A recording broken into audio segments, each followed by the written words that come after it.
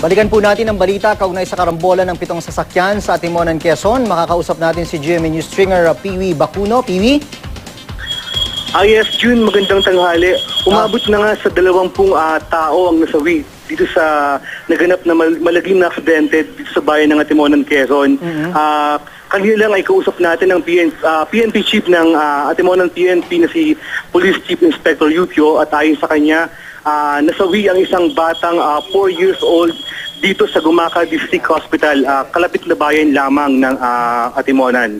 At June, na ating binabantayan dito sa Atimonan, Quezon, sa Doña Marta Hospital, ang isang batang 1-year-old na ayon sa driver ng Superlines, isang batang ito ay kasama ng 3 bata na isinakay lamang o pinakiusap ng isang kaanak nito na isakay sa bus patungo ng Kapalonga, Camarines Norte. Hindi pa makita ngayon ang 2 bata. Pete, wag na to, ha? Yes, June. Piwi, sige lang, go ahead. Yes, June, ayon sa DSWD ng Atimonan, malamang kasama na ang 2 bata na isang 9 years old at isang 7 years old doon sa mga nasawi. Or pwede rin naman na sila ay nasa ibang pagamutan dito sa Quezon Province, June.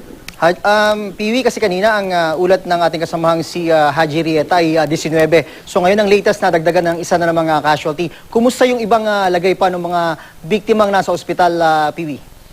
Okay, June, karamihan sa mga pasyente na nagkaroon ng malubhang tama ay dinala na sa mga pagamutan sa Lucena City at sa Metro Manila. Kakaalis lamang nila dito sa bayan ng Atimonan at ayun nga, at 4 na lamang ang naiwan dito sa Doña Marta Hospital. Ito ay mga may minor injuries lamang at sa Emil Joy Hospital. Yung balita rin kanina ni Haji Piwi ay meron ding isang binabantayang bata na kritikal ang kondisyon.